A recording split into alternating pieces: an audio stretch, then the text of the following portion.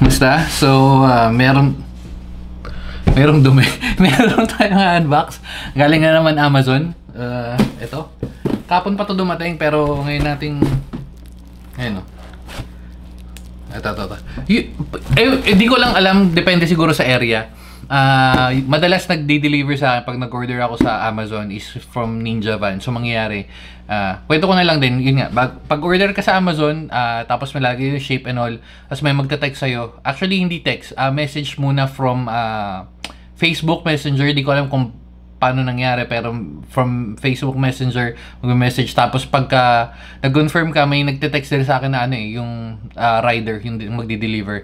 Pero yun, so ito nga, tsaka usually halimbawa dapat madi-deliver pa to next week pa dapat, pero mayroon silang mas maganda yung at least nag-expect ka na mas matagal pero na-receive mo na mas maaga. Anyway, so open na nga natin. Ito nga yung Reolink E1 Pro. Bakit tayo nag-order nito? Kasi okay naman yung tapo, kaso mayroon times, halimbawa yan, katulad ng ganun, pag may magdi-deliver, pag nasa labas, magko-connect tayo, medyo may hindi medyo, madali talaga. So magko-connect siguro mga 10-15 seconds.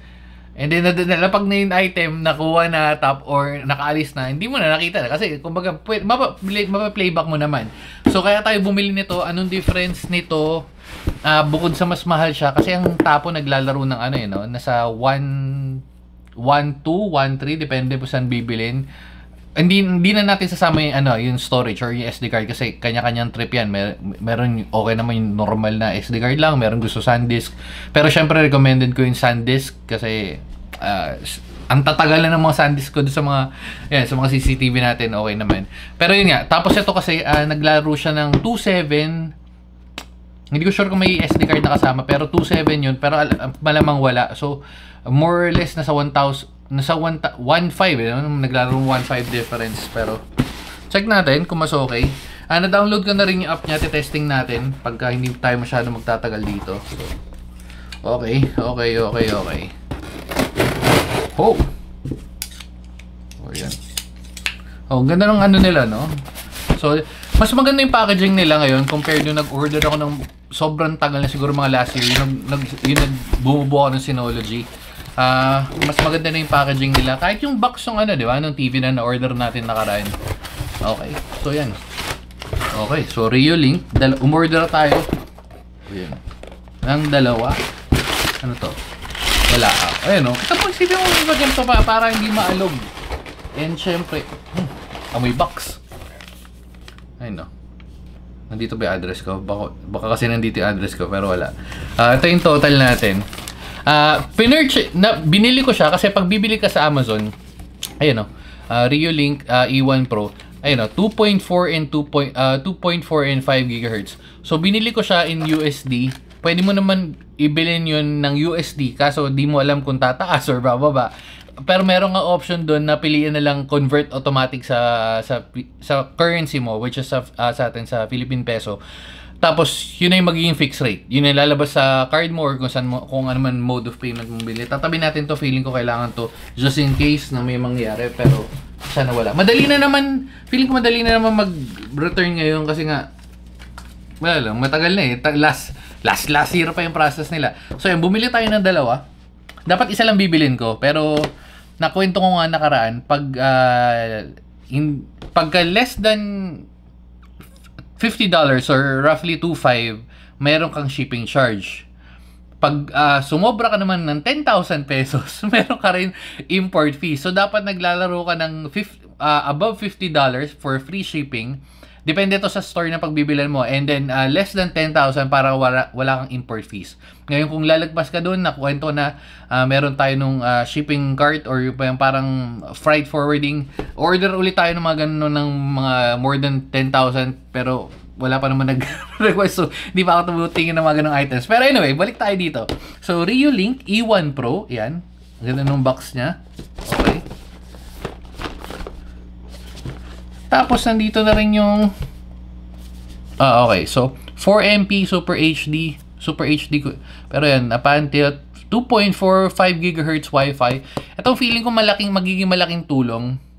Two-way audio, which is normal, SD card option, real-time alerts.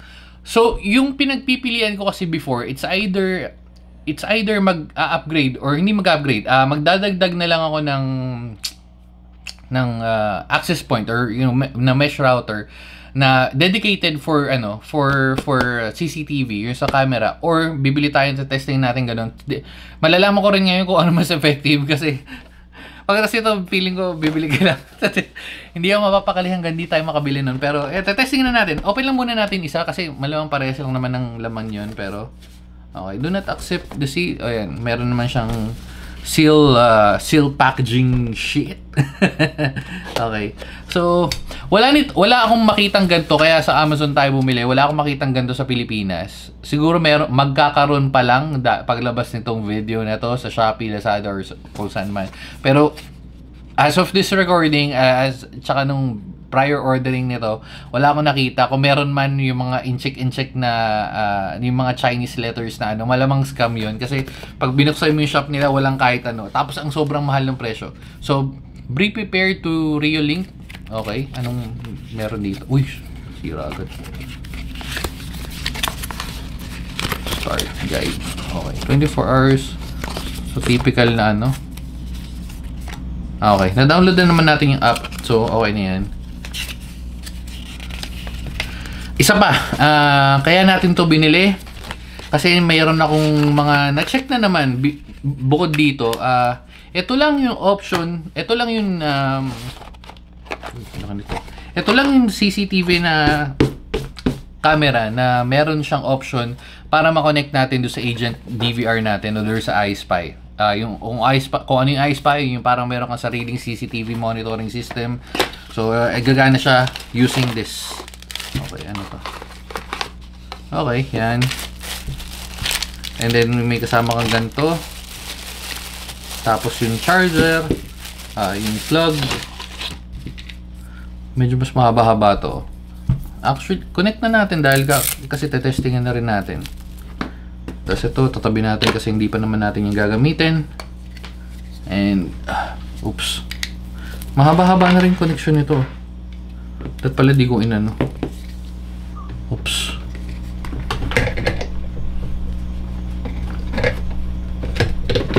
Oy, pakonek. Okay. Meron na tayo niyan. And then, yung last. Kaya magpabukas. Okay. So, wala na. Yan lang. Dahil dyan, thumbnail na tayo. Oops. Yan, thumbnail na tayo. Mabilis. Wait lang, open na. Baliktad. Para maganda yung thumbnail natin. Oops. Ayaw magpatanggal. Oh, yan. Thumbnail, men. 1, 2, 3. Okay. Okay, so ito na nga yung unit. Tabi natin itong mga to para wala masyadong latka. Okay, para maganda sa ano. Uy! May LAN port! Hindi siya ganun ka big deal, pero alam mo yung may access ka sa LAN port. Kasi ang sa Tapo, ang meron lang ganito is yung mga outdoor na cameras nila, diba? So ito meron. Okay, good. Mas mabigat siya kesa dun sa TP-Link. Okay. ASMR.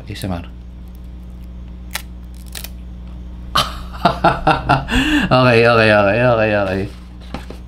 Wala naman masyado pero saksak na natin to. Ito lang medyo but hindi ko alam kung bakit pero mga luma na kasi itong mga ganito diba? So, okay. So, plug in natin. Setup na rin natin na mabilis. Tapos check ko kung mabilis nga talaga. Yung SD card nila, malamang dito. Ayun. Walang SD card na kasama. So, meron naman tayong mga baba yung aircon na lamig. Okay. Ay, hindi na force. Isa tapo na angat. Okay. Welcome to Reolink. Please install Reolink app and scan the QR code on the camera. Oh, okay. Willkommen bei Reolink. Bitte Reolink App installieren und den QR-Code auf der Kamera scannen. Okay, so ito na yung na-install natin. Ayan o, Reolink. Try natin. Scan. Okay, allow. Benvenuto a Reolink. Si prega di installare l'app Reolink e scansionare il codice QR sulla telecamera. Bienvenido a Reolink. Por favor, instale la aplicación Reolink y escanee Ayun, el yun, código scan, QR scan. en la cámara. Okay, so choose network connection. Configure Wi-Fi by... Welcome to Reolink. Please install Reolink app and scan the QR code Okay. on the camera. Willkommen I bei heard the Reolink. voice. Bitte Nakikita niya naman, no? installieren und den QR-Code auf der Kamera Okay. scannen. So, allow while using app. Veuillez installer Okay, connect lang natin. Ayun o, ito pinaka-importante. So, may option kang for 5 GHz and 2.4. Si prega di installare l'app check natin. Reolink Wait, connect ko e lang. scansionare il codice QR sulla telecamera. Bienvenido a Reolink. Por favor, installe Okay, so kung connect natin ngayon. y escanee el código QR en la cámara. Ano yun? Okay, pinapascan. Okay. Welcome to Reolink. Please install Reolink app and scan the QR code on the camera. Camera is connecting to your router. Oh, lupit! Please wait. Medyo kakaiba yun ha. Hindi ko alam kung bakit pero... Okay, so connecting naman daw. Camera is connecting to your router. Please wait. Okay, please wait.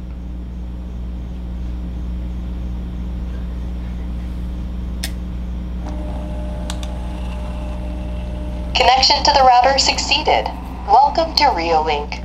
Okay. Tetesting ko sa susunod. Medyo mahaba na yung video. Sa testing ko sa susunod, pag hindi natin ginamit yung QR, mas... Pero medyo maganda yung ano niya. Ito, wait. Connection to the router succeeded. Welcome to Reolink. Okay, so magkakaroon ka ng option to create admin account. Okay.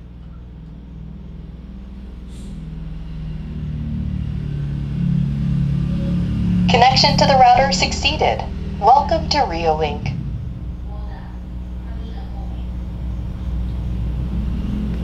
Wait lang. Illegal logout. Okay, sige.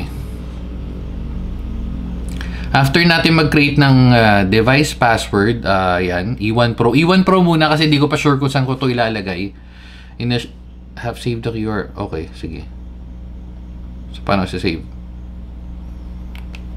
Na yun yung sinasabi ko, paano pagka wala nung QR, di ba? So, sige, full access. Okay.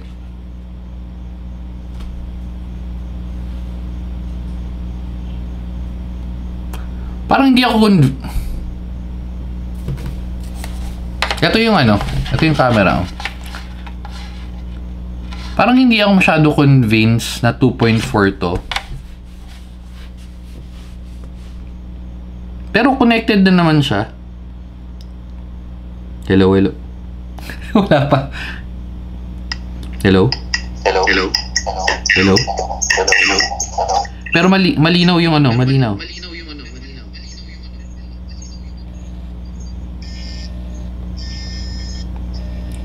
Kasi naka low quality, okay. Ito. High. Clear natin. Or high. Ayun. Oh. Kita niya malinaw na. Tsaka. Okay, so okay na to. Okay na ako. Testingin ko na rin yun. Wait lang. Paano ba i-mute?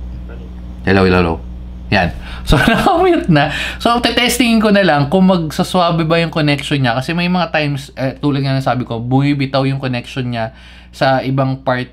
Pagka, hindi pala ito. Pag yung tapo, hindi naman bumibitaw. Mabagal lang mag-connect. Pero ito, testingin natin ngayon. Oops. I-close natin yung, yung app. Tapos, open natin uli. Tingnan natin kung mabilis Uy, mabilis! Okay.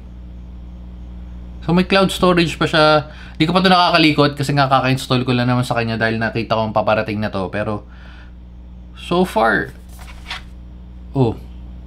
suwabe, no? Suwabe. Okay. So ay ngayon sa setup Hindi, sige, tsaka na lang. Medyo umaba na tayo. Feeling ko na more than more than 10 minutes na to. So, okay na sa akin to for now.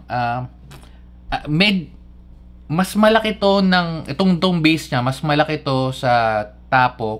Quick comparison lang. Tapos, at the same time, mas mabigat siya. Pero, again, meron siyang LAN port. So, itong LAN port, maganda to, lalo na kung gusto mo yung solid connection. Pero kung may mesh network ka naman, at nakakalat naman, at mabilis naman yung connection mo, lalo na kung 5 GHz connection, so, solid na kahit hindi mo na siguro magganto. Pero setup ko yun, baka kanya-kanyang setup yun. Pero, okay, yun for now muna. Kakalikutin ko lang to. Pag may mga tanong kayo, comment nyo na lang dyan para masagot ko rin kasi hindi ko masasagot yun ba. Setup ko na rin yung account tapos yun na. Sige na. Babay na muna. Medyo mas mahal talaga siya. 2.7 sa... Check natin kung pagtagal-tagal mas swabe ba tong ganito or... Sige. Yun na. Babay na guys. Babu.